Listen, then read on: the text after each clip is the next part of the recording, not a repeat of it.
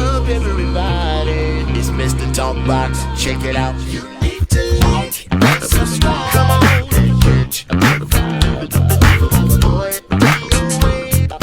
DOA playlist. Let's get the funky. YouTube family and YouTube world, I told y'all I was gonna be back. I hope you're well and blessed. Of course, listen, y'all see this brother right here. This brother needs no introduction. We all know his name. We all love him. We all know what he's done, and we all know who he is and what he stands for. But just in case you don't know, y'all show your love for the big dog, Mr. Fred Hammond, my brother. What's up, Fred? What's up, DOA? What's up, baby boy? Man, dude, first of all, man, I can't thank you enough for hanging out with me, man. You know, this means the world to me, man, to have you just hang out with me, man. You know, it's an honor, bruh, completely. Well, you know, man, it's really just friendship, man. How long we been going back together? Man, we went back in the 90s, Doc, 92, 93, something like that. Yeah, actually, it's before that, Fred. It was like close to the 80s because we, Rhythm Nation and all that stuff. So it was like 89, 88. It was way back. Way back there, man. So, a long time, man. It was before the Rhythm Nation. Exactly. It's Karen White. That's why it's a Superfest. Karen White. So we talking about 88, big bruh. 88.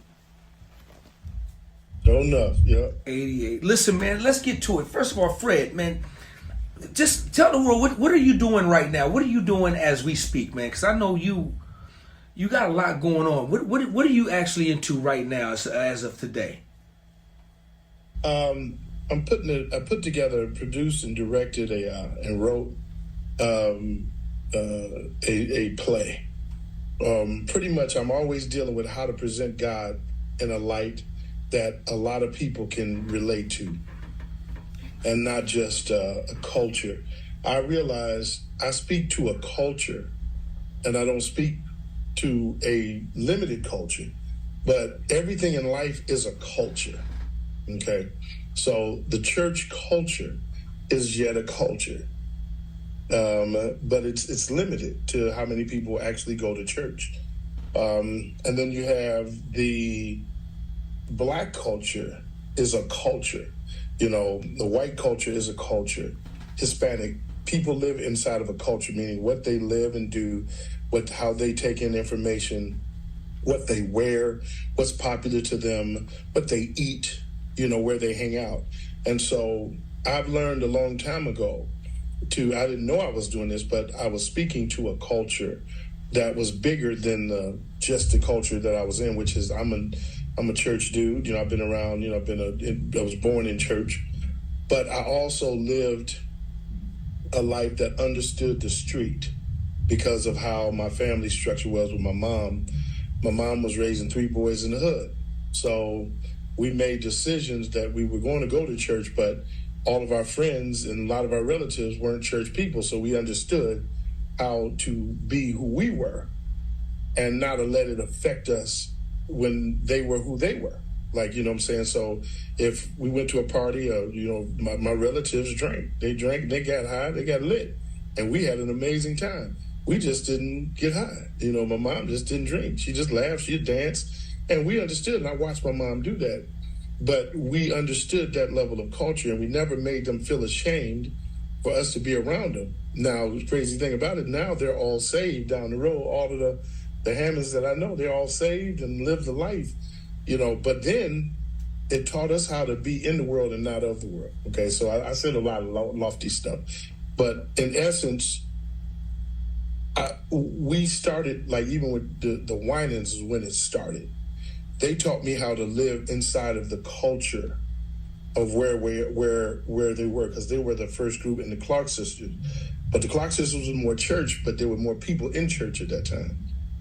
So the Winans taught me, Pop Winans, Marvin, Ronald, Carvin, and Michael, being with them as a 19-year-old bass player, they wanted to reach the lost. So their music sounded more polished and contemporary, and they were well accepted, and so they could really speak to the world, and the world would understand them, as opposed to maybe no shade, but maybe the Mighty Clouds of Joy, which was more so in the church culture.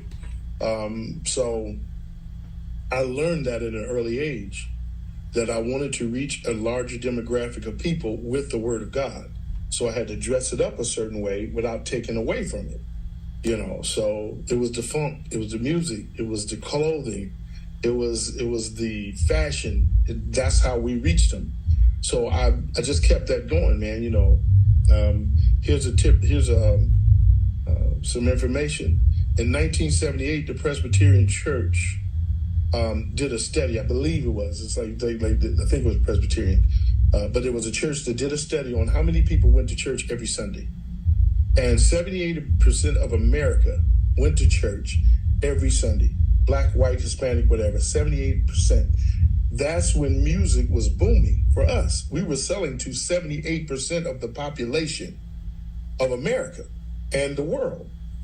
Now it's down to like 13% of a church. And then after COVID, it could be less of all Americans go to church. And so now you got more people. Instead of it being 100 artists, you have now thousands of great artists trying to sing to 13% of the people. And you got to split it up into, black, white, Hispanic, this. So you might be singing to 1% of the whole population. And that's where the problem is. But I still want to talk to those people that are out there in the street, or people, not just street people, just folks that just don't go to church all the time, or sometime, or whatever. But if you go to Frankie Beverly, or if you go to Charlie Wilson, if you go to Janet Jackson, New Edition, I want to be able to say, come here, you have a good time too, and you'll get something out of it. So that's my vibe. And I know I just said a whole bunch of way over the top stuff, but that's to get it started. Fred, I'll never forget, man. It was sometime in the 80s, dog. We were hanging out. Y'all had a show here in Sacramento. And this was, because it goes to what you just said. You told me, you said, D, one of these days, gospel music is going to be just as big as secular music. It's going to be the stadiums. It's going to be the buses. It's going to be the big tours. And you said, D, and I promise you, man, it's going to happen. And this is what I'm about. Man, I'll never forget you told me that. You said, this is what I'm about, D. And I pray to God that let me live so I can be part of that movement, part of seeing that change. And sure enough, man, it's just, I was thinking about this the other day, and here you are basically, talking about it. So no, man, I understand. I get it totally. And yeah, I've always wanted to. I didn't set out to be a star or to be great. I set out to be effective. That's what I wanted to be. Because if you're effective, everything else will take care of itself. But if you want to be a star, then you have to polish, your gift, and you have to present your gift, and you're going to look at it a certain way. But I said, I just want to be effective. Like if I say something or do something, I want people to resonate. And that's been my goal, to just be effective, So that was key to me. Man, let's get into this thing, man. I want to ask you this, man. How did Marvin Sapp get in the group of Commission? Well, it was simple. Keith and Michael Brooks were exiting. We were at a point in time where Michael Brooks got a really good opportunity. And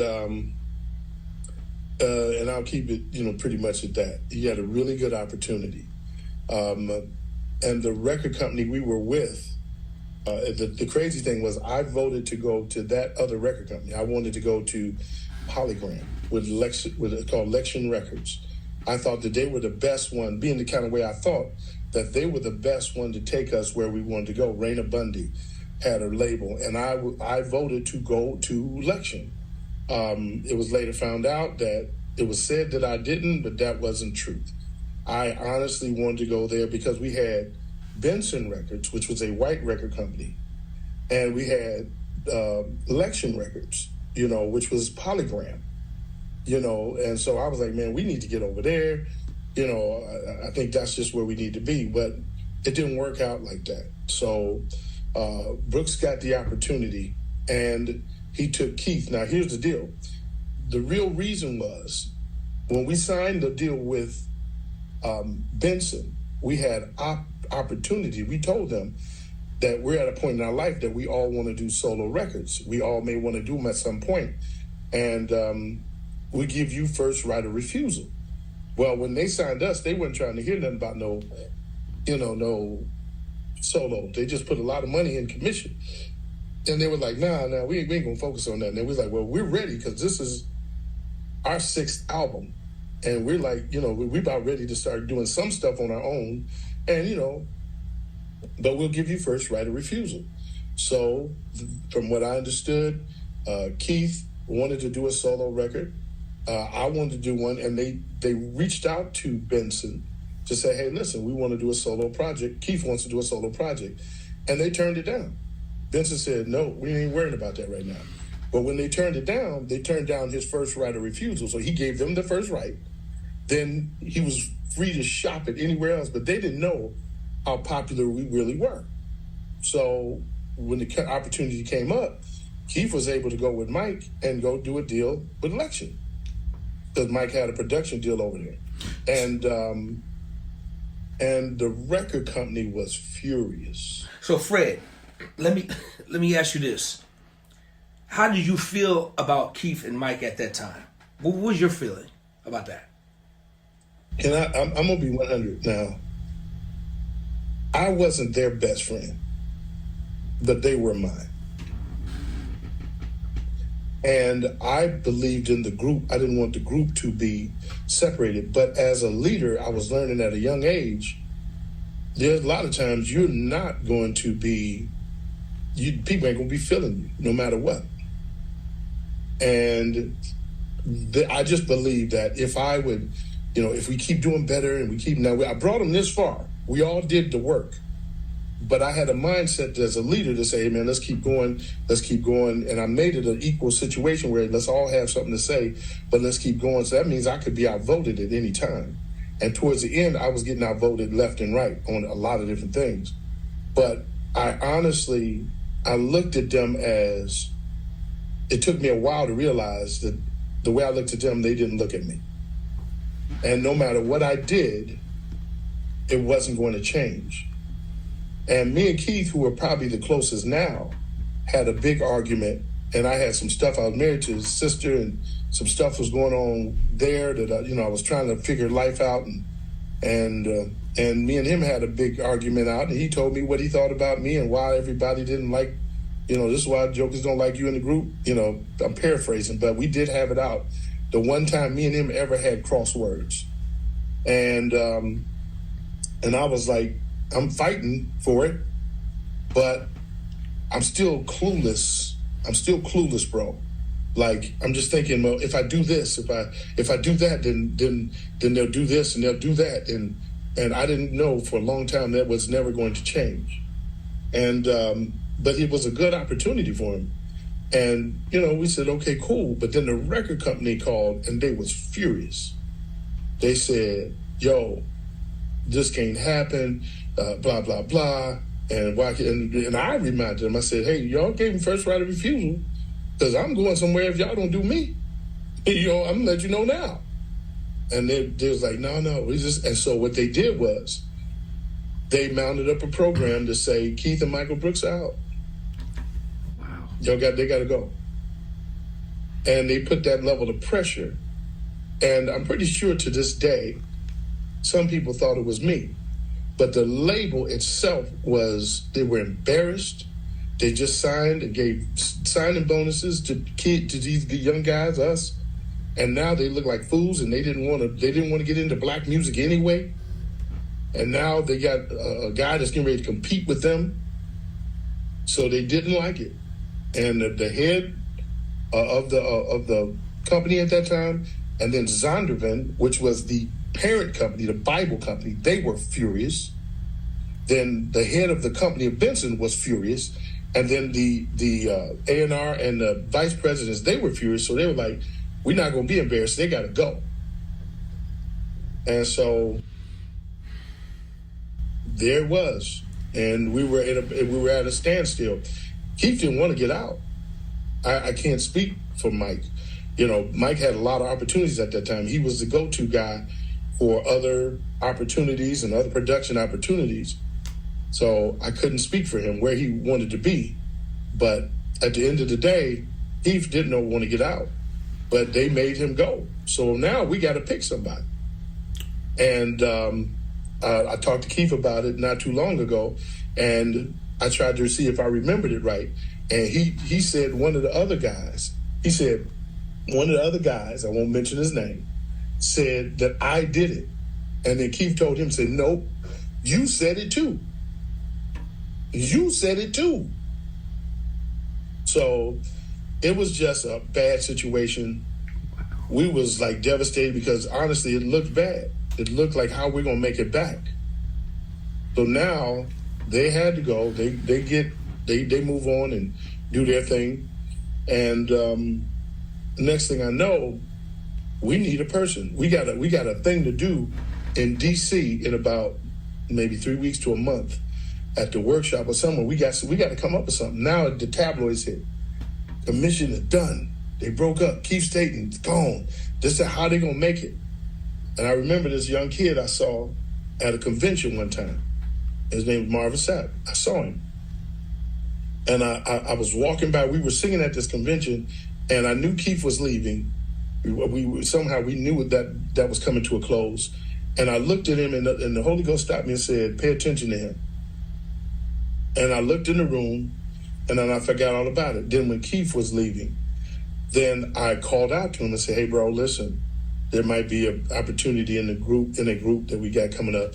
Later on, I said, man, it's us. Would you consider it? And I didn't have anybody else in my head. I was trying to think, Park Stewart, because he is one of the writers of all of the hits. Mitchell and him were the writers of all the hits. Parks really was the lyrics. Mitchell was the music and portions of the lyrics, but Parks is the poet. So I asked Parks, I said, Parks, man, Keith is leaving, man. So, I want to give you the first opportunity because you've been rocking with us in the silent, man. What you want to, you good? And he felt funny. He felt like it was a little betrayal if he took Keith's spot. And so he was just loyal and he didn't know. And plus he had some stuff going on personally. And so as a good person, he just said, it's probably not good for me right now. So I went to Marvin. I said, bro, we got to get it done. I'm a get it done person. So I saw in him something and I brought him down. And crazy thing about it is me and Michael Williams wanted him in the group because we had to come up with somebody. Carl and Mitchell did not want him in the group. And they can say what they want to say about me saying that. They did not want him in the group. And so we were at an impasse.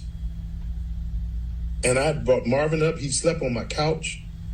I schooled him. We would play basketball. I fed him the little Polish sausages because I ain't had no money. And I put him down. I said, bro, just hang in there with us. We're going to get you. I promise you. You're going to be good. We're going to be good. And in our closed meetings, I heard them saying that they're not going to pick him. But they didn't have nobody else. There was nobody else they had. But to be on just have a fair frame of mind, they were really hoping that Keith would come back. He wasn't coming back. He couldn't legally. But they were like, I just believe Keith gonna come back. Man, we got a gig in 3 weeks. We can't go out there with 3 people. And it's a track date. And Keith's presence is gonna be missed. We need that other sound. And it was just a bad time for us. And so Marvin came down. I introduced him to everybody. And he was cool. And then I got a phone call. They said, we don't want him. They said, we do not want him. I said, well, who do you want? Who you got? I mean, who you got? And we don't got nobody, but we don't want him. So my manager Buster, our manager, Buster Soares, called. He was furious. So Mike Williams and myself, we wanted Marvin because we didn't have nobody. Let's get the guy a chance. The other two didn't want him. Period. So when they did not want him, it was the hardest thing in the world. I had to tell him. And I was outdone. I said, man, they don't want you. And he was in my house. And I said, I didn't know Marvin from a hole in the wall, like as another person. But I said, I'm quitting because it's not fair. They don't have nobody. So I quit the group at that time. I said, I'm done. My manager, and you can back this up with that.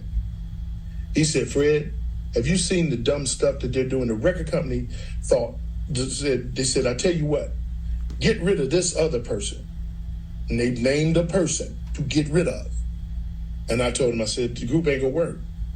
We can't stand 2 hits like that. And so I said, I'm out. They said, we'll have you a contract to do a solo album in the morning. And so I said, I'm out. I'm gone. I can't live like this. Keith is gone. He's doing his life. Brooks is gone. They're doing their life. And we sitting here in the wreckage. And y'all don't know how to make a decision. So I'm out. And I believe Mike Williams said at that time, I'm done too. And I told Marvin, I said, I'm quitting. He told me, don't do it, man. We need y'all. We need y'all. Fred, don't quit. Whatever you do, I might not be in the group, but we need y'all. Now, how many years ago, I don't know who got amnesia. I do not care. I'm telling you exactly what I know. And he went back to Grand Rapids. And I know he was hurt, but I was hurt because I brought him down. He was my responsibility. And it goes back to a prophecy that Keith said years ago. We were coming home on a plane. And I asked Keith about this maybe about 6 months ago. I said, you remember this? We were coming home on a plane. And I think it was from England, UK. And we were having a meeting about something really important, whether it was management or whether it was this or that. And I was kind of just standing up while everybody was sitting down. I was standing over the seat. And I was coming up with some ideas, and every one of them was getting rejected. And the ideas they were coming up with did not work. And they didn't work. So Keith said something. Keith said, hey, man, this is what I think we should do. And it might have, I don't know why they didn't like it, but it might have leaned towards mine a little bit, but I can't remember it. But all I know is when Keith said it, they razzed him. They said, oh, man, Keith, come on, man, you don't know what you're talking about, because he was the youngest. And Keith was like, no, I'm serious. And he said, no. He said, yeah, man, you don't know what you're talking about. And we have a way of, making people feel funny in the group because we dudes and we all, competitive and athletes. So, we know how to put you down in the locker room. And Keith got real serious. He said, you know one thing about this group? He looked right at me. He said, you know one thing I can tell you about this group? We can all have a bad idea and we know it's bad. You can have a good idea and we know it's good and we should go with it. But we will not go with it because you said it. Now, that's how this group is. And man, tears was coming in my eyes. I'm like, why would y'all do that? He said, I don't know, but that's how this group is. And then the rest of them, no. But that's what was going on. Well, now that proved itself out. Marvin was going to be the best thing for us. And they voted him out because I brought him in. And so at the end of the day, I quit. I quit for a person I didn't even know because it wasn't right. I wasn't going to let you make wrong decisions and say, now let's go figure it out. And that's what I did. And so the next thing I know, when the word got over to them, Fred is out, and I forgot about Mike Williams. I think he said he was out, but I can't speak for Mike. He said he's out, and y'all's record is about to be on suspension. You all about to go into suspension now until y'all can figure it out. Fred, you do you. And that was the label and the management because of the way they saw people thinking. So at the end of the day, I just said, it is what it is. Well, it's a miracle. All of a sudden, right thinking started coming around. And they came, other members came over and said, no, we just wanted an opportunity. Well, who y'all got? We got to go do this right away. This is the guy. And so everybody changed their mind. We went to, I think his first gig, remember, was the gospel music workshop. He was nervous, but when we cut that joker loose, he lit them people up. And they said, commission is back. Like, he stepped right in where it was almost like, you know, and not this comparison, like personality, it was almost like the way when David Ruffin left the Temptations and Dennis Edwards stepped in and the sound went to just a different place. It was just like that. Marvin filled that void. Wow. You know, so that was the thing, you know, so, you know, that's where it went. So Fred, I remember when, and we've talked about this, when I was playing with Janet, Rhythm Nation. We come to Detroit. We got a couple of days off. You come swoop me up. We hanging out, and you take me to your rehearsal. Man, I'm like man. These stories, man. This pains. I'm listening to you talk, and it's hurtful, man. Because, and I know a lot of people is gonna feel the same way I do, man. Because y'all were just my group, period, and still to this day, still my group. But you came and got me. You took me to your rehearsal.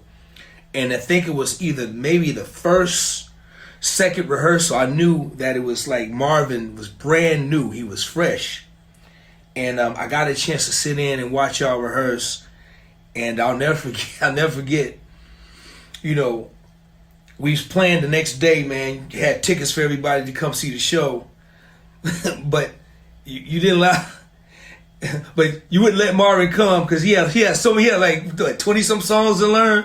So you said we all going to the show except you, Marvin. You can't go to that show. Rookie tax. And he really had a lot to learn because he wasn't a great background singer at that time, and we had to teach him how to blend with us. You know, we all had to blend. You know, Mitchell, Keith, Carl, and myself. We had a unique blend. And Marvin had this voice that came out that was like putting, you know, Teddy Pendergrass in your group, and you wasn't ready. And Teddy is Teddy. And he came, but we had to get him down to the place where you got to learn how to blend. And he had a lot of songs to learn because we had some upcoming concerts to come. He had that raw talent, and we wasn't about that. When you sing background, just don't sing nothing. Just pantomime. We wasn't about that. Like, no, brother, you're going to have to fit. And he stayed there as a rookie and paid his dues. And we went on to see Rhythm Nation. But we were there not to trip. We were there. I was there to learn and teach the band. I had a brand new band, Max Frank, Eddie Howard, I think it was Michael Houston. We had Mike Williams who was holding the kit. And we had, I forgot who had a guitar. And we went to learn, because I sat there and we had good seats, and I said, y'all pay attention to how they do this, because this is how we got to sound. So basically, we went to school. Never forget that. That was a just great.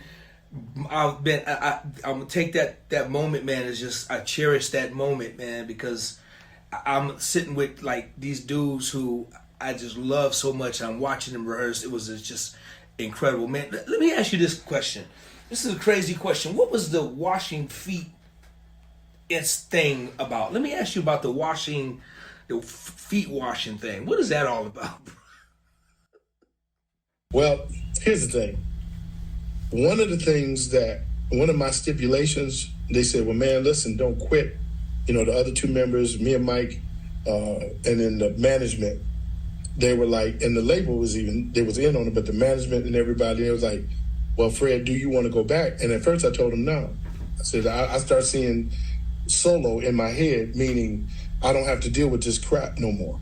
It's over for me. Y'all go do what y'all gonna do. And I told him, I said, in order for me to come back, it's gonna be ain't no more voting, because I'm not gonna go back and forth with all you guys. If y'all want to vote, y'all do y'all. Y'all do y'all. I'm straight. You know, y'all vote and y'all go do y'all.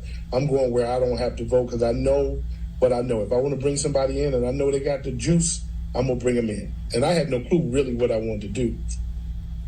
And they were like, they didn't like it at first, but the record company and my manager was like, yeah, this is what you got to do, man. You have to make the decisions and you have to deal with it. And I said, I know it's rough. So my private conversation with my manager was like, man, I know that's a hard pill to swallow. He said, yeah, but man, you got to do it if this group is going to be anything. You have to make the decisions. So I did. I said, in order for me to come back, I got to make the decisions. They didn't like it, but they accepted it. And we didn't, we were still like looking like we was going to be outcasts, like we wasn't going to make it. So I picked the band. I picked Max Frank to be the MD, and I didn't have to have no votes. I said, who's the MD? And I based it on certain things. Max was great. I MD, and I said, I'm going to put Max in the group. Since they're used to seeing a musician in the group, I'm going to put him in. And I didn't ask him about it. And, Mike Williams was always for me. He was always like, do what you got to do. And then the other two guys was just hard to swallow, and I got it. We lost Keith. We lost Brooks. We lost two people that, that they were very close to as well. And I said, no more voting. So I did a lot of things that I knew I was going to have to make the moves and say, till y'all can come up and make good decisions, ain't no more voting.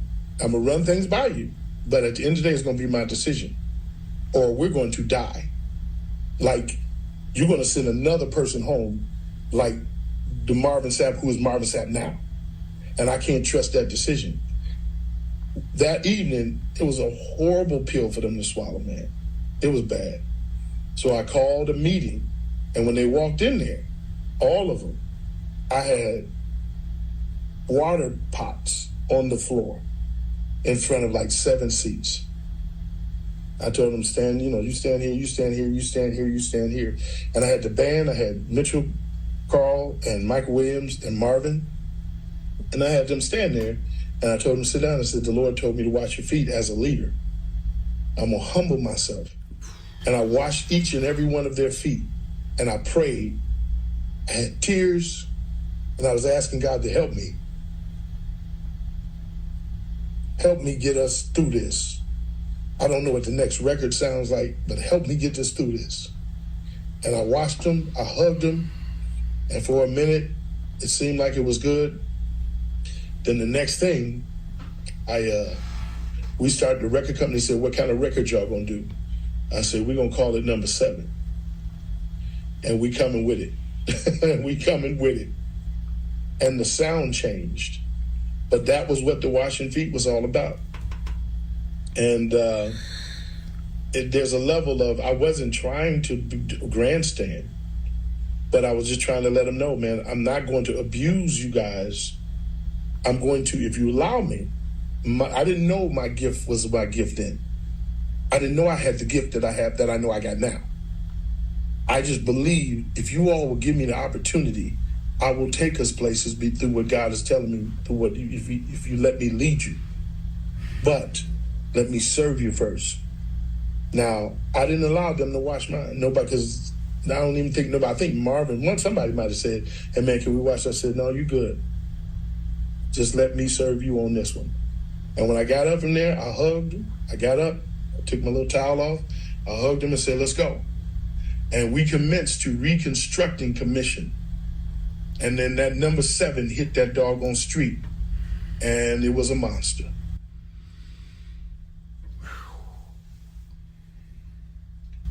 I hear a lot of people saying scriptures and stuff, but man,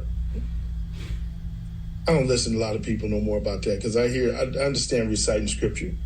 But when's the last time you heard somebody, a family member or group member or anybody say, I washed my group's feet?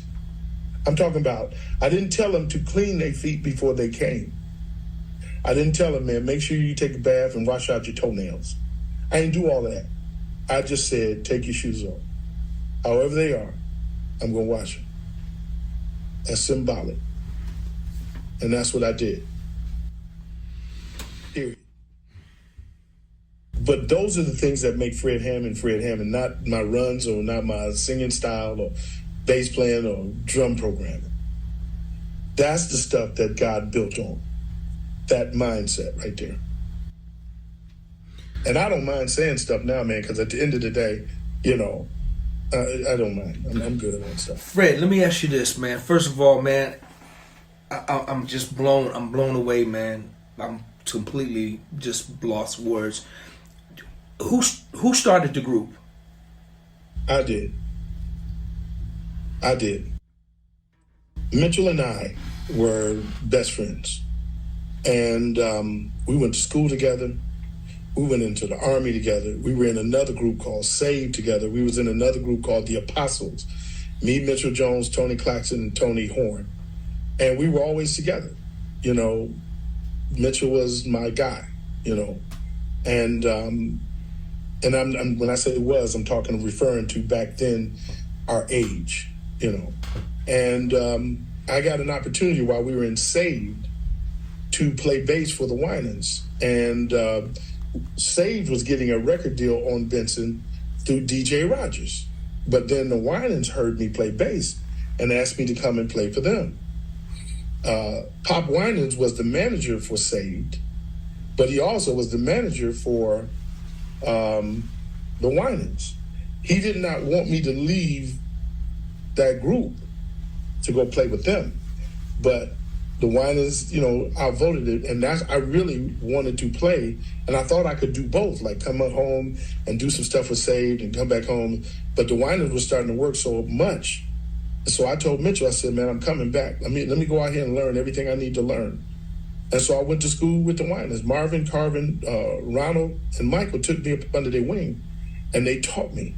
They took me in the back of the bus, a Greyhound, and they taught me stuff, how to be a good, you know, person on the road, how to write music. And man, they were my bigger brothers. And I took that time, about 3 years, and I played bass for them. And so the record deal for Save went away because DJ Rogers said, well, the main guy, we had a song called, that's on commission, called I Can See Jesus. And I sang it, and that was the demo. That was going to be signed to Benson. And I went away. My good friend Daryl Ford said, man, it's a good opportunity for you. So I went and I learned. And then I kept in touch with Mitch. I said, this is what I learned, this is what I learned. And then I came home. He was the first person I came to and said, Mitch. And Michael Williams. I said, Mitch, here's what I learned. Let's start a group. And so there was a couple groups going on. Mike had this group called Blessed. Michael Brooks had this group called Blessed. And it was Keith Staten, Vicki Wilkins, Monica Stuckey, and my good friend Maurice Mo Farrell on bass, who used to play for the Clark Sisters, and Mike Williams on drums. And they had a group, and they sang original music. They sang Michael Brooks's original songs. So I never heard them do a cover song. So I would go hear them at places, and they had just one joint that was so amazing to me, like one of the baddest songs I'd ever heard at that time. And I'm from Marvin Winans School. And it was called Giving My Problems to You. Just the chord, dun, dun, dun, dun, dun, dun, dun, dun, dun, dun, dun, dun. And I thought that was the most phenomenal song. And I would go hear them, and they would do it. I hear them do it, singing here, singing there, and Keith would kill it. Then Keith and Carl had a group called The Sounds of Joy, with some of their people from their church, Jimmy, his cousin on piano, and his cousins on drums, and Mitchell sang sometimes with them. And then there was Parks out there, you know, so I looked at both of them. And then we had a group called The Unit, Michael Brooks, Fred Hammond, Michael Williams, and Michael Wright. We would go play weddings and skating parties and just as drums. I mean, we're just playing band stuff. And so I had to pull from each one of those things to make one group. Pull from each one of those things to make one group. So I pulled Michael Brooks, Keith, and Michael Williams, who was always with me anyway, from Blessed. And I pulled Keith and Carl, and Mitch sang sometimes with them, from Sounds of Joy, and Michael Wright played with us, so that was how we formed the group. What I did, though, in wanting to be liked, I didn't make it Fred Hammond in commission. I made it, even if I didn't put the name out there, I didn't establish my dominance as the leader. This is my group, I said, no, because I'm a person that need to be liked at that time. I don't need to be liked no more. But at that time, I did. I said, man, we're going to vote on everything. Everything will be fair. Because I was selling the idea that, man, you guys are going to be, we're going to make this right. But I had the most knowledge because I had the most road knowledge. And I was taught, I'm sitting at the table with Andre Crouch, and I'm sitting at the table with Bill Maxwell, and they're going through Quincy Jones, and I'm listening, taking all this stuff in. And at that time, that's what we did, And so I started the group. So Fred. And I'm sure somebody else will say, well, they really said, I don't. So Fred, with that being said, let me ask you this question, man. You shared something with me years ago, and the Tinsel Sweet album, that record, man. You shared with me about how you guys put the money together to cut that album. Do you mind sharing that with the world, how you guys did that first album? First of all, Michael Brooks, myself, Michael Williams, and Michael Wright, we would go do skating parties, and we get paid $350 for the skating party. We would go do weddings, receptions, and we get $250 to pay, 3 hours at a wedding reception. And we were getting studio time. So we took the money, and we didn't all get $50 a piece. We just put it in a shoebox underneath my bed. And we saved up money to go get studio. So when we raised $1,000, then we would go into the studio and do 8 hours worth of studio time, with engineering. At that time, it was $60 an hour. And they let us get away with 9, but there was other administration stuff that wouldn't let you get a full 10. The lady Rose Reed, she had, she's always trying to do something. So we'd save up another $1,000, and we'd go in the studio and do a rhythm track. And that's what we had. Then we got to a place where we had enough 2 songs that really sounded good. I don't remember which 2. I do know it was probably I Can See Jesus, and it was probably Given My Problems, right? And people were hearing the demo. And so I would take the demo to, like, my mom, and she said, well, I have a little money, and your grandmother has a little money. So she lent us like $3,200. So now you add that to $2,000, and now we got $5,000 worth of studio time, and we're going in and making demos. We were diligent about it. Then Michael Williams' mother, his godmother, Miss Sister Ella Mae Jackson, she gave us like $1,200. Then my cousin, Jeanette Wiggins, she lent us $1,200. And then our family doctor, he saw what we were trying to do, and he lent us $1,200. Then there was this gentleman named Melvin Howard. We needed to take the thing on home, and he gave us $5,000 to finish it. He believed in us. We would go over there. He had hot rods, so we go over there, sit down, he'd talk to us and watch him build his hot rod, and we told him what we was trying to do. And he gave us $5,000. I'll never forget, we went to one guy's house, not a member, but one guy that was very close to us, and he took us over his uncle's house. But you know what kind of house it is when you walk in the door and there's bars between the kitchen and the front door. you already know what that is. And then strange people that's laying around high as a mug. And my guy was like, man, I believe in these guys. And he said, man, you ain't got to pay him back because, man, he just got money. He got a lot of money. And when he got in there, we told him what we was doing, and it was drug money. And he told him what he was doing, and he said, "Man, I got the money," and he kind of pulled it out. He said, "I got the money. How am I gonna get my money back?" And I'm looking like, I thought we didn't have to pay him back because we wealth of the wicked. We ain't gonna pay you back. Like. And so I'm looking at old boy, and he's like, how y'all gonna pay him back?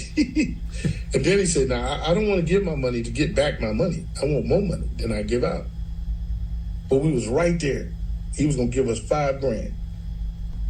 And we was right there. We went out and had a meeting in the car. He was like, man, we can finish this album. We sat in that car. Finally, we went back and told him, man, we can't do it. Everybody voted. Yeah, we can't do it. As close as we are to getting a record in our dream, we was hands down. We was 6 down at that time in that group, in that car that said, we can't do it. And the guy that was saying, man, y'all crazy because the money right there. You know y'all gonna make it. You know you can pay him back. Y'all gonna get a deal. And we said, nah, we can't get it like that. The Lord can't get it some kind of way. And that's what we did. And then we passed on it. He was like, I respect that. But then Melvin Howard stepped up and he gave us the money. So that took us to about, whatever the money is, it took about 13,000, 14,000. And that was the whole entire album of I'm Going Home, right there. That was it. And then we met Derek Dirksen, head of Chapter 8, who used to manage the Winans. And he said, I'll manage you at this last time. We went to Ty Scott. Ty Scott was going to sign us. And they gave us a contract. And I had him look at the contract. He said, no, I'll get you a better contract than this. I said, no, man, we ready to get a record out. You know, all we want him to do is pay back all our investors. And he said, yeah, but this contract is not in your favor. Let me go to Light Records and get you something a little bit better. If I can't get you something in 2 weeks, then we'll go to Ty Scott. Just trust me. A week later, he called back and said, Light Records wants to lease your record out. They will give you all your money back that you needed. Only money we didn't get back was the money that we made. But all of our other, my grandmother, my mom, Ella Mae Jackson, my cousin, the doctor, and Melvin Howard, they all got their money back. And they didn't ask for no interest. So that was the vibe. So Fred, by that being your first, let me ask you this, man, that being your first group, what was the biggest lesson that you learned, man, by Commission being your first group, man? How to do business in a different way. You know, it's a lot of big lessons. And that one right there is, it was really, you know, I could sit up here, man, and I could go left and say who did what and who did and cry, they didn't like to be, man, bump that. It was good for that had to happen just the way it happened. For them to not believe in what I said, to not follow me and come up with things and say, well, we don't like Fred because of this. And when somebody doesn't follow you, it's because they don't think you're going to be successful. I mean, think about it. Who would not follow somebody that they think is going to be successful? But we all had our own thoughts, and it pushed me and motivated me to just be the person that says, you know what? The next group that I get, it won't be anything like this. It will not be anything like this. So they taught me, in essence, how to be Fred Hammond more successful. Like, never pick a group like never pick your friends. Don't pick your friends. Pick people who will follow your vision. And so it was a very hard lesson. It was a hurtful lesson. I can't tell you how many times I cried, you know, because you're doing what you're doing. And I pulled them up twice. I mean, we were going places. And the record company was pleased.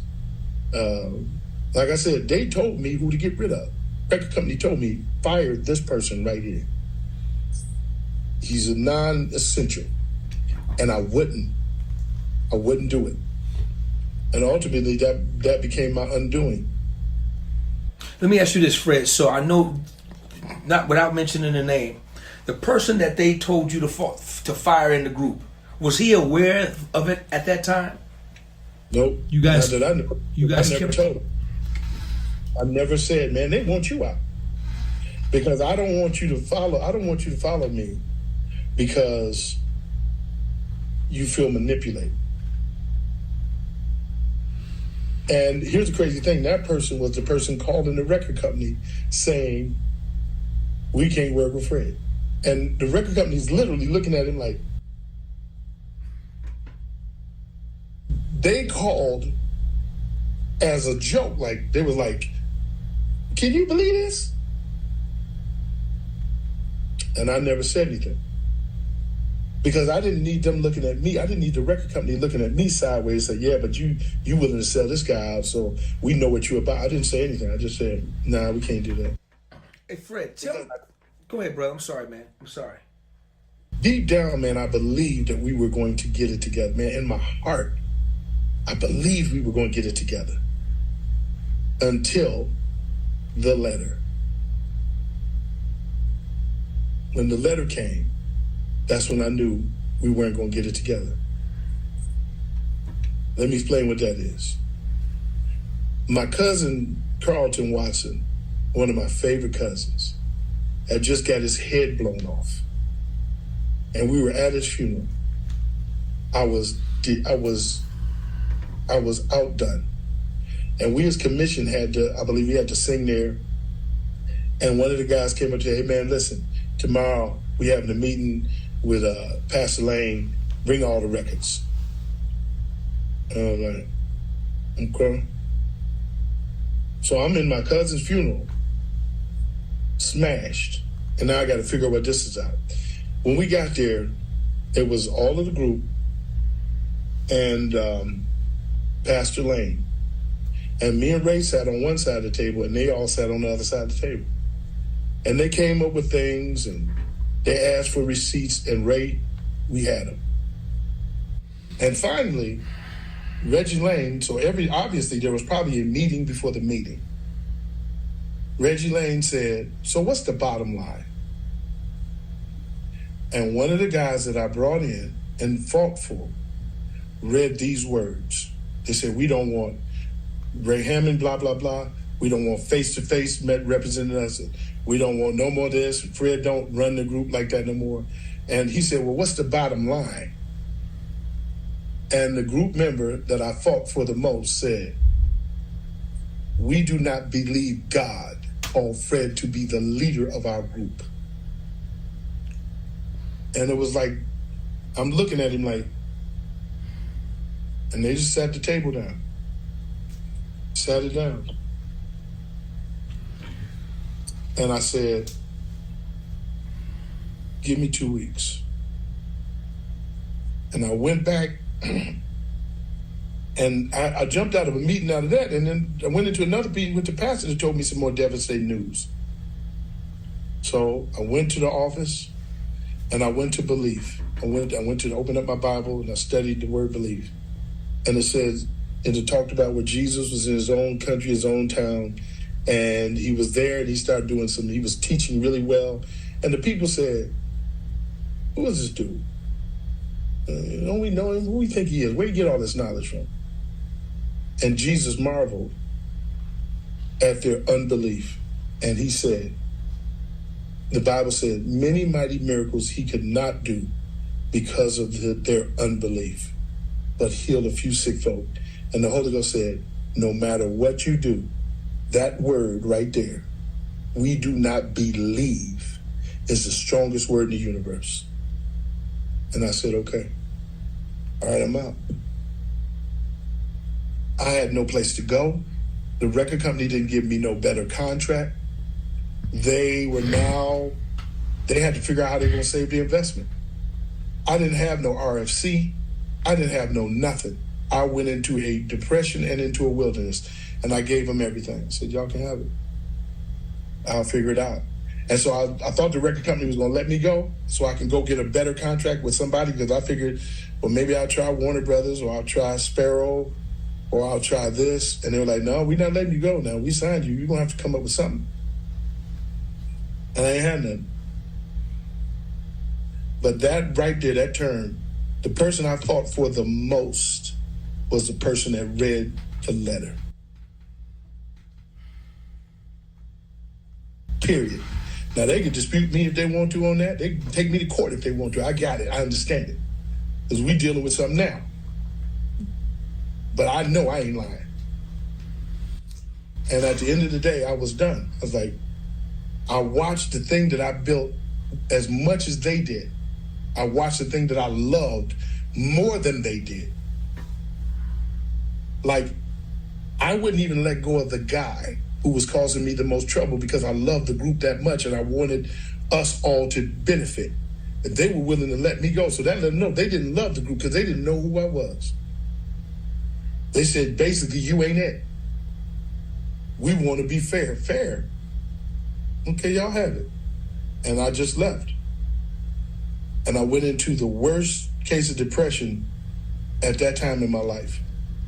I didn't know what to do. But when I finally got it, I heard him say, start a choir. I watched some people. I watched Kirk Franklin. I watched John P. Key. I watched Donald Lawrence, Tri-City. I watched Hezekiah Walker. And I watched Sounds of Blackness.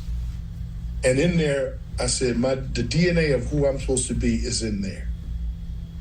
Is in those choirs. And I didn't do choirs. I didn't know how to be no choir person. I didn't know how to teach choir parts. I wasn't in the choirs. And so what I ended up doing was I gathered 50 people. They weren't stars. A lot of them didn't sing great. And I gathered them.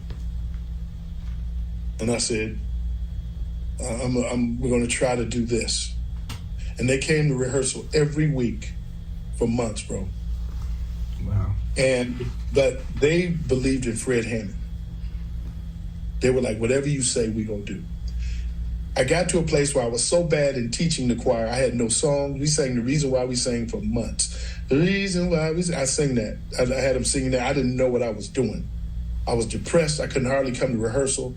I had a good band with Noel Hall and Tommy Walker and Daryl Dixon and different ones. I forgot who was on drums. And I didn't have it, bro. I was laying home on my bed, and I had my army coat on, I had my hat pulled down over my head, and I was going to quit. And my wife at that time said, what you going to do? I said, I don't know what I'm doing.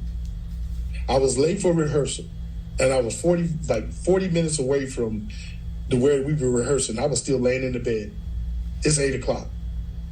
I end up getting in the car, driving to rehearsal, knowing I'm going to quit. I sit out in the car in the parking lot for 15 minutes. Now it's 9:15. And I got to go in there. I got to face it. And so I got to walk in, and I'll see 50 people down there singing The Reason Why We Sing. And I walked, and I was like, yeah. You know, they said, here comes Elder now. And I was like, yeah, I ain't gonna like what I got to say. But it was like that was the longest walk at Great Faith Ministries. And I got down to the front and I said, guys, I don't know what I'm doing. I'm sorry. I don't know what I'm doing. And they were like, that's all right, Elder. We with you. I'm like, yeah, I'm tired. My no gotta mean no. I don't know what I'm doing. And I'm wasting your time. I'm not good at this. And somebody else stood up and said, yeah, but we praying for you. I said, no, just stop. That's good. I appreciate you. I was getting irritated. And they went into praying. 50 people immediately. 50 people who couldn't sing good. I had maybe 9 singers who were dope. And I went in there and I was like, man, I'm just irritated. I'm depressed and I'm irritated. And they started walking and they was praying and this and another. And yeah, we believe. But just another. And then the Holy Ghost said, now you just left a table where 6 people minus 1 person. 1 person said, I'm with Fred, along with my brother. 1 person said it. But I looked at 5 other people, four other people that said, we don't believe. He said, now I've given you 50 people. They may not be what you thought they should be, but one thing they got is they believe. He said, now what you gonna do with belief? What you think I can do with it? And immediately I said, hold on a second, everybody. And they was wiping their eyes because they thought it was the last night and they was crying and praying. I said, hold up. Here's what the Lord said just now. We getting ready to go to the studio. We're getting ready to write songs that nobody's ever heard. We're getting ready to do this and nobody. We're going to this, that, and other. We're going to sing, and people are going to start singing our songs around the country, around the world. We're going to lead this workplace in worship. We're going to thought, and as I'm doing it, people is falling out. And I'm saying, and the songs is going to be good, and they're going to be funky, and they're going to be understood. I'm going to take everything I know. And man, we went in there for 20 minutes. People was laid out and this, that, and other. And we left and went over there. Next thing you know, we were throwing chords over the wall. We didn't know what we was doing. And all of a sudden you hear glory, glory. And songs start coming out of me like crazy. Because I had 50 people that believed. So what it taught me was, I am now a belief specialist. I can look at a person's eyeballs and see if they believe or not. I can listen to their tone and watch the smile on their face and know they're an unbeliever. And if I tell anybody else, when you do something, the Bible simply says, be not unequally yoked with unbelievers. And people think that's just about, if you say, don't go with nobody to go to the club, two people can be saved, speaking in tongues and baptized and all that other stuff and not believe. And that's where divorces happen, and that's what happened. So it taught me that. You know, I don't mind even saying all of this stuff, D. You know why? Because who cares? Nobody cares about me over there. Hey, man, let's make sure he good. So I'm not going to rag on nobody. Those were people I thought was my best friends. I was never their best friend.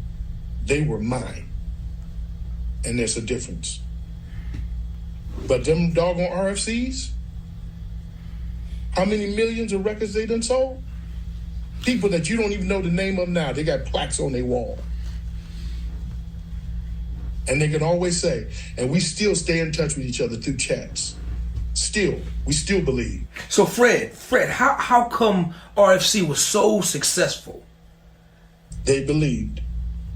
So they listened to the man that knew. When I tell them we're going this way, man, literally, it would be like this. I could say to them something wild, like, and I never would, but I could say this. Next week, we're going to move this 50,000 square foot church 6 inches to the left. Y'all just be here. Next week, they would come with axes and picks and shovels and gloves and say, we don't know how you're going to do it. But my uncle he let us get a bulldozer. So we don't know how you're going to do it, but we believe you're going to do it. That's how they believed. So with that, they rehearsed, they listened, they paid attention, and then out of them, I blessed them to be songwriters. David Ivey wrote some of the great songs along with me. Breathe into me, oh Lord. I'd say, Dave, put a verse on that. He came up with Successes in Your Hand. Kim Rutherford, one of the greatest songwriters I've ever dealt with. She could write a song in 5 minutes and prolific.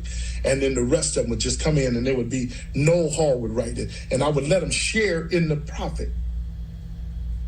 And we, at face to face, that's what we did. And they were blessed because they believed.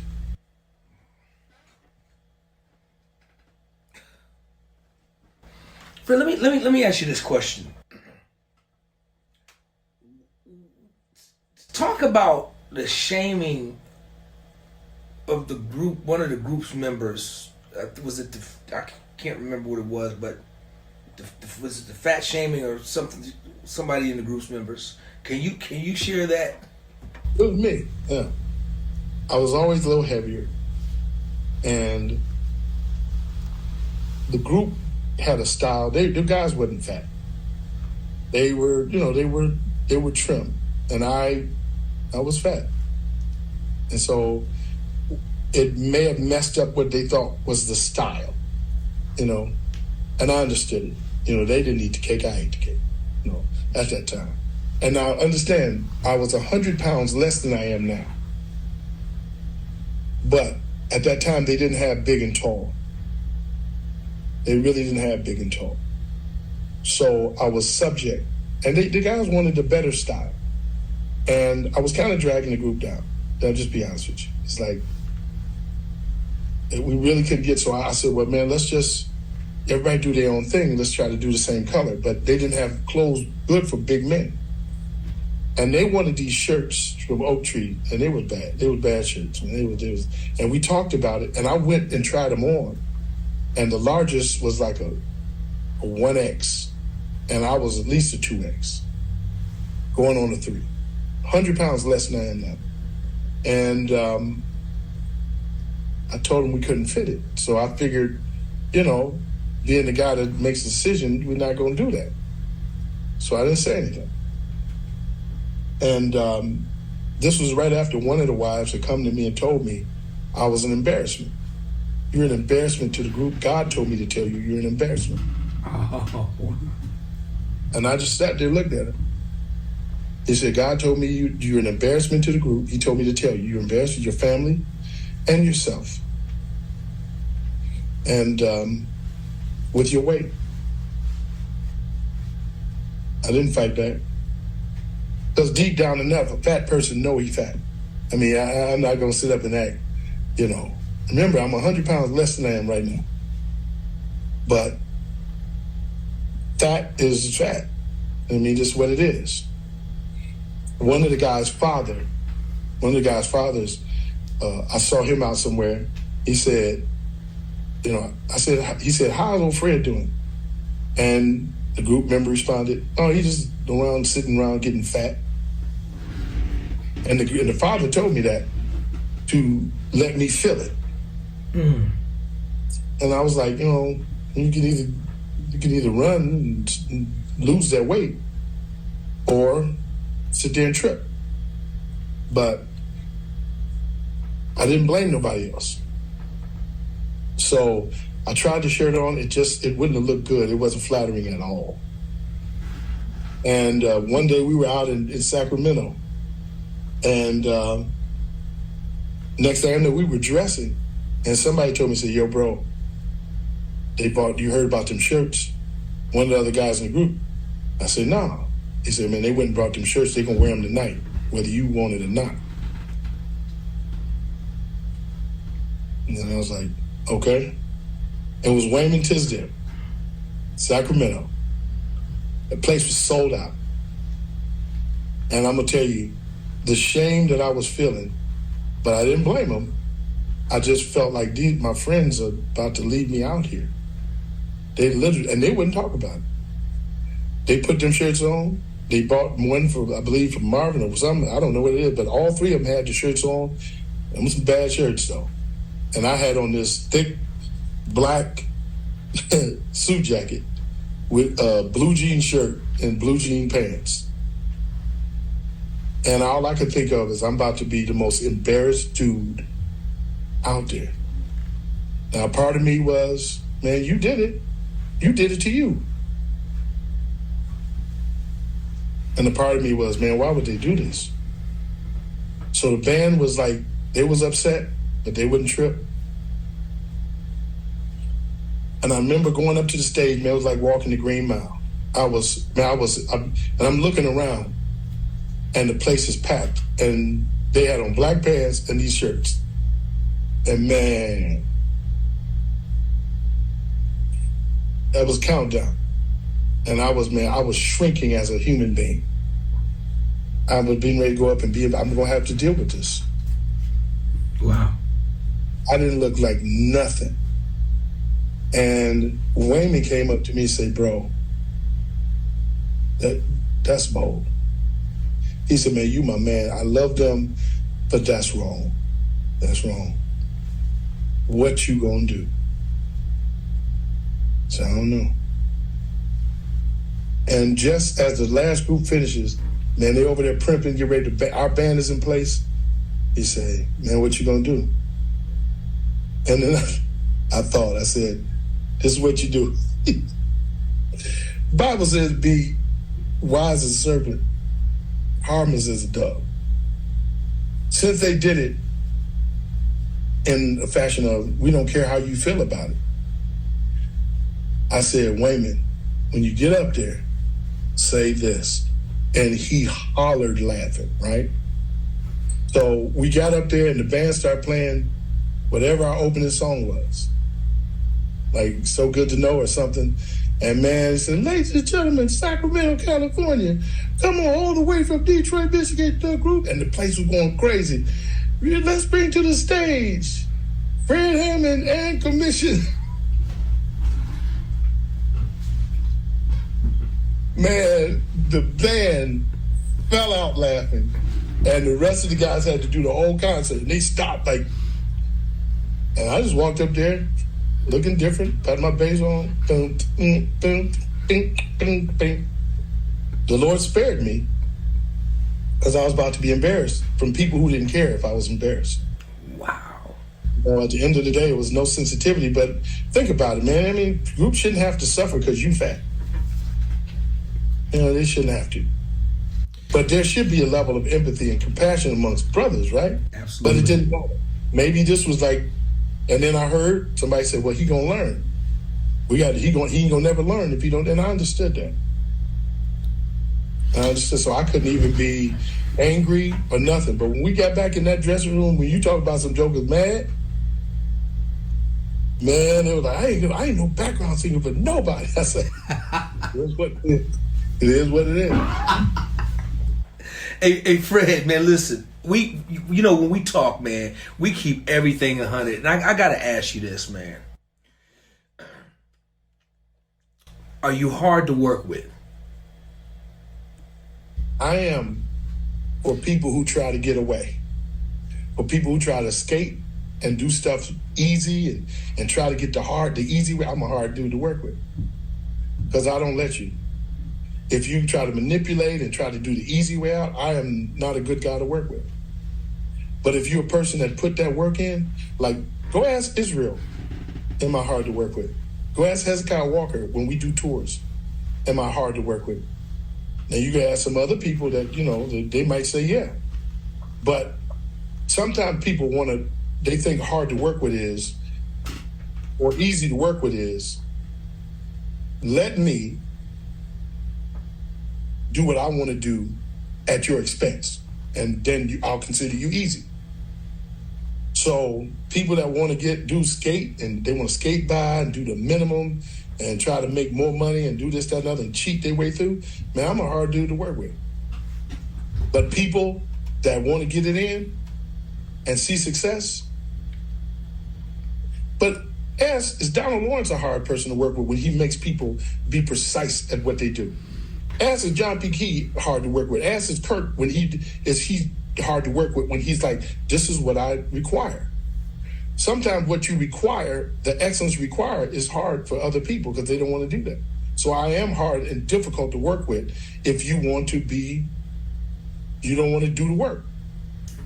Ask Chucky Booker, am I hard to work with? I'll tell you. I'm agreeable. When people, and I don't have all the answers. If you got an answer better than me, man, I want the best. Ask my musicians, Calvin Rogers and those guys. When I give them opportunities, they say, Calvin, man, you handle this. We're producing. I'm going to share production with you. Give me what to do. And then sometimes I got to tell them, no, Calvin, I want to go this way. Got you, boss. Ask Philip Feaster. Ask my guys. And then I'll give you some names to ask, and they tell you, man, he's the worst to work with. But then look at what's going on. Just say, but what is you doing now? And those people I'm gonna be hard with. And I'm not mean. I'm not going to agree with mediocre. I have 2 speeds. I was diagnosed when I was a kid. I only have 2 speeds. And the child psychiatrist told my mother, he is not retarded, because they were trying to put me back because I missed so much time in school, because we moved when my father, Ray Hammond, died. I missed the first 4 months of the 4th grade, and they thought I couldn't catch up. When I got back into the 4th grade, going into the next year, they were going to put me in the portables in Detroit. And they said, he's retarded. They just wrote me off. He said, he's not retarded, but he only has 2 speeds. He's either going to be the biggest failure or a genius. It's one of them 2. He's either going to be the biggest drug dealer, he's either going to be the biggest criminal, or he is going to be the biggest this. There's no middle ground with this guy. And it's not been. So people who want to skate in the middle, they don't agree with me. to go that way, they don't agree with me. So, yeah. Big dog, man, forgive me, man. I've held you way too long, but dude, this is just way too good, man, because you just sowing gems and seeds, man. And I gotta say this, man. Way back in the '80s, I had a group, man. They were Filipino guys, man. They were 4 guys. Group was called Touch, and they were doing R&B music, and their biggest influences was Boyz II Men and Jodeci. I mean, they were clones. And before, when I met this group, they came to me for help. Had a chance to check them out, and they were very, it was very generic because they were trying to be something that they weren't. And they were big fans, man, of Boyz II Men, Intro, Jodeci, and I knew exactly what they trying to do. So what I did was I set them all down, and I explained to them. You know, I said, I'm gonna show you where this comes from. I'm gonna give you the root of how what this is all about. So you know, we gonna go down and do a little history. So I turned them on to every commission record.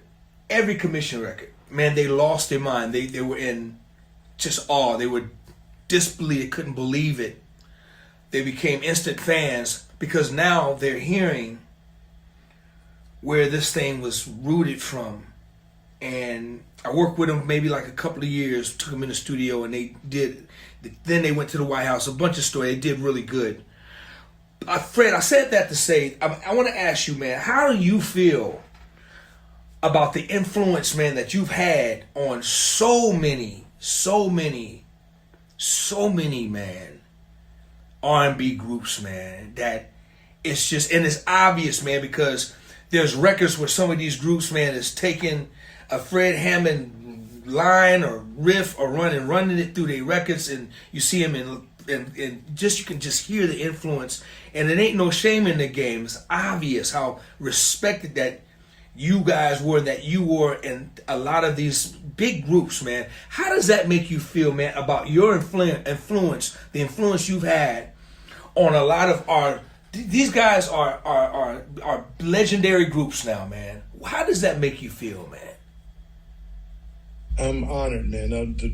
When I see a Tank, you know, or Wanye and Sean and Nate, or I see Jodeci, I knew Jodeci before they was Jodeci. Devontae, you know, we went to his father's church. He said, man, we got a group, and we sound like y'all. We coming out, the name of us Jodeci. They didn't have no record. They just signed the MCA. I'm talking about all of the young bros, man, from, you know, Silk, all of the guys that gave, you know, that would come up, Lil G, and they come up and say, yo, big bro, you know, all of them, UNV, I mean, all of them. 112. 112, my boy, my dog. 1 doggone 12. But you know what, I turned around, I get, the Lord said he would honor you that way. So one thing that the commission will always be able to say, collectively, and this is the problem I have with them, is that they don't realize the power collectively, what we had together. And they were willing to not deal with that. But one thing that we all can say, me, Michael Brooks, Michael Williams, Mitchell Jones, Carl Reed, Keith Staten, and then later on Marvin, is that we did, when we were together, we affected change and we affected the world. And we didn't get a Grammy, and we didn't sell a gold record, but we changed the culture and we affected the culture. Now later on in life, I kept pushing, and I was able to receive those things, platinum and Grammys and all this other thing, but just keeping on pushing. But it was always going to be that start for them 6 guys, them original 6. What we did changed the world. It was what it was, and I always have that to follow back on, and I'm never going to lose that. You know, we may not be together no more. We may not have this. It may be isms and schisms. God bless them. But One thing that nobody can take away from me, and no thing that I can ever take away from any of them, is that we changed the world. That's what we did. Fred, what is your motto, man, when it comes to your the way you're out of the box thinking, man? What is that? I don't have no limit. I don't have no ceiling on what I want to do in my thinking. I don't have no ceiling. Like, I don't have the money, don't matter. I'm going to not think. And I'm going to always think what affects the culture. What is the blessing that people need? Like right now I'm doing a play called Hood Book. And it's on the level of Lion King, Cats, you know, The Wiz. It's the gospel version of it. From the costumes to everything. But because I wanted to, I want to do movies. I just don't feel like being bothered with the BS of the movie world. I just don't feel like it no more. I'm a director, I'm a writer, but I don't feel like going through all of that, jumping through hoops and playing the game. I'm too old for it. So now I just do what I want to do, but I still don't have to let my thinking be limited.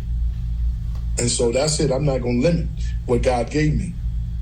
And so that's what it is. And if I could tell the gospel industry, y'all don't be limited. You got to do more. But if nobody does more, I'm gonna do more. I'm very proud of I really feel bad for the gospel music industry. So many talented kids, man. There's so many talented kids, and they out there, they're swinging for the fences, man. And the industry is kind of taking it away. I tell them to keep going. I don't have nothing. And to the guys in commission, hey man,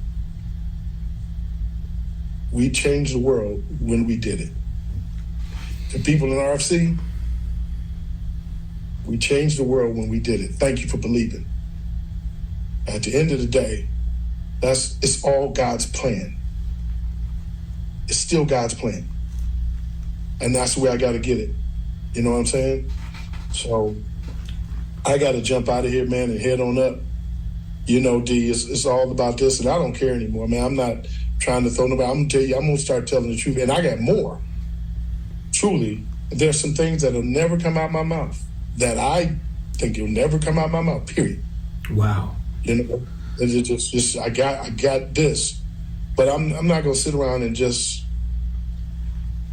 if you ask me a question, I'm going to be straight with it. And somebody going to ask them a question, they're going to be straight. And I don't care. Big Dog, your daughter is on this reality show that seems to be basically about you. What's your feelings on that, man? My daughter is a very strong person, and she's doing her thing. And I don't do much speaking on it. I get it. She's trying to make it where she can, how she can. I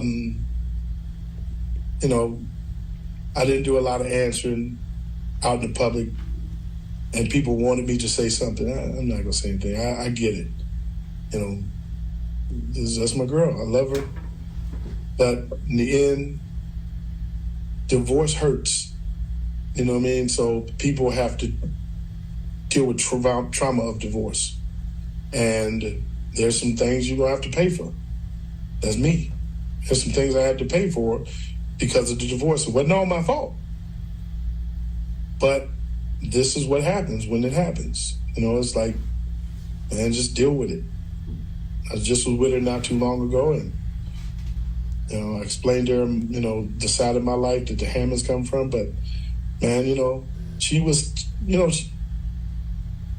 a lot of worse things probably could have been said. I've seen people cussing each other out and doing this, that, and the other, and just a lot worse that could have happened. But she fighting for her place.